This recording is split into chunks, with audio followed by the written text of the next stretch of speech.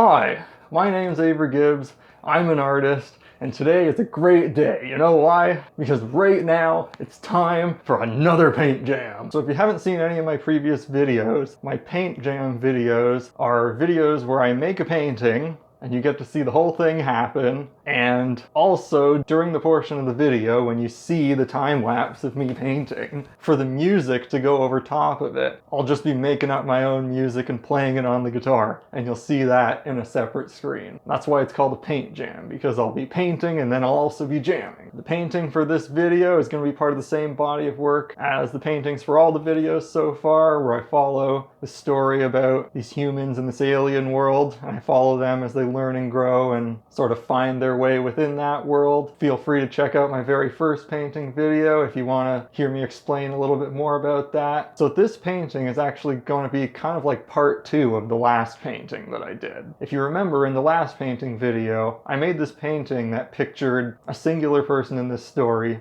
alone and lost in this environment made up of all these big plants, sort of inspired by the shape of moose antlers. So for this painting, it's going to be pretty similar. I'm still going to have the person who's lost. They're still going to be in the same environment, although I'm going to change up the composition and the color scheme a bit. But this painting is actually going to picture the moment that this person ends up finding a couple other humans who are also lost. And so now they can at least be lost together. It sort of recalls the idea that no matter what you're going through, or if you're struggling with something, there's always other people out there who are going through the same thing or similar things, and you don't have to be alone in what you're struggling with. So, just like last time, I've drawn up a sketch of the environment that I'm thinking of having this take place in. I haven't actually drawn the human figures yet in the composition. I'll probably decide exactly where I want them to go once I'm partway through the painting and I have a little bit better feel for the composition overall. But they'll be in there just like last time. And also just like last time, I'm going to be painting on top of an underlayer of color because I was pretty happy with how it worked in the last painting. Might as well do the same thing for part 2. This canvas is a bit smaller than the last one. It's 30 inches by 24 inches. And so just like last time, you get to see the painting come together from start to finish. I'm also going to stop along the way to talk about how it's going and what I'm thinking of doing next. And of course, because it's a paint jam, we'll have some rockin' tunes on top of that. And we'll go from there. Okay, let's go.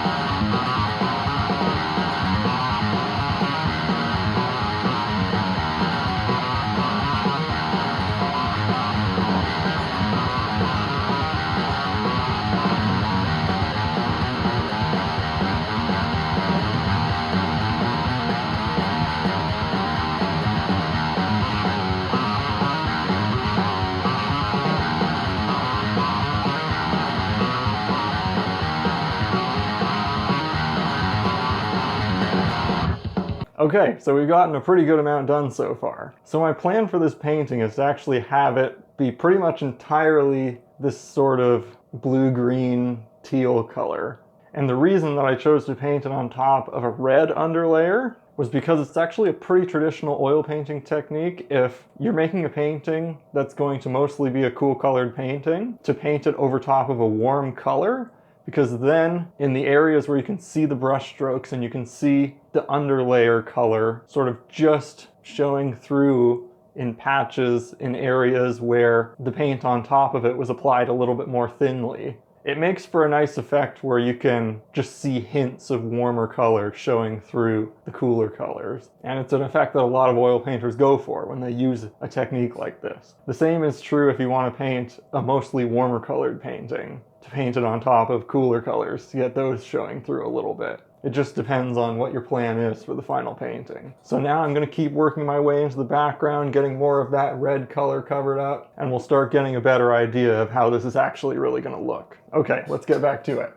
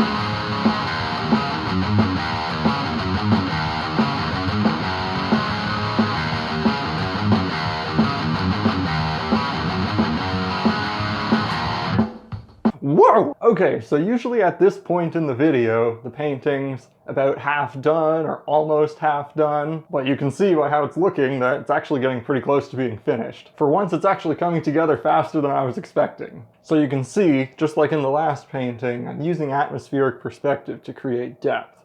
And even though the entire painting falls within this sort of blue-green teal color scheme, I intentionally painted the forms in the foreground to be more green and have them get progressively more blue as you go into the background. And that all goes back to the idea that warmer colors look closer than cooler colors, and green is just blue with some yellow added. And yellow is a warm color. So the more yellow that you have mixed in with the color, the more up front that part of the painting is going to sit. So that's why the green parts look closer than the blue parts, and that's why that works.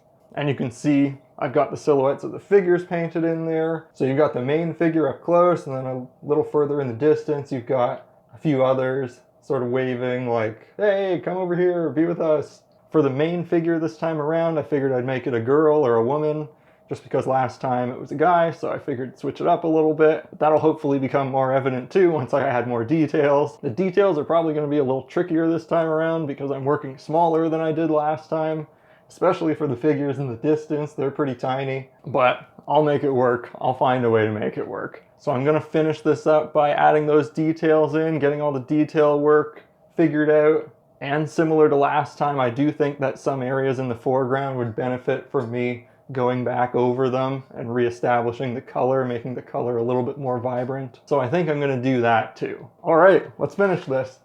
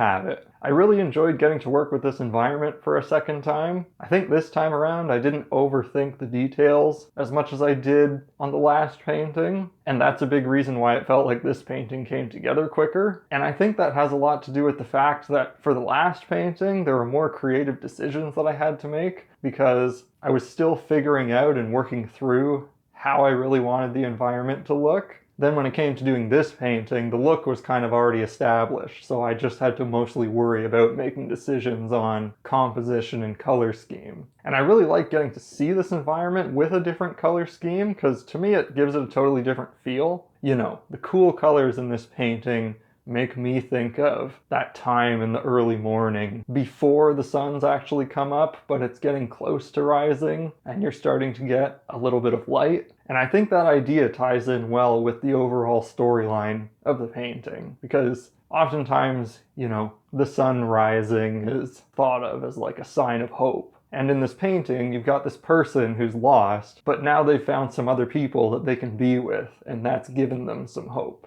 And I know in the beginning of the video I said that there would be just a couple people in the distance, but I decided to add a third figure there just because I felt like it needed that, just for balance. I really liked getting to work with this environment again. I just really like the shapes that make up this environment, really like the way that they look. And it's cool having two paintings now that are so closely related, and getting to see a couple different variations of this storyline.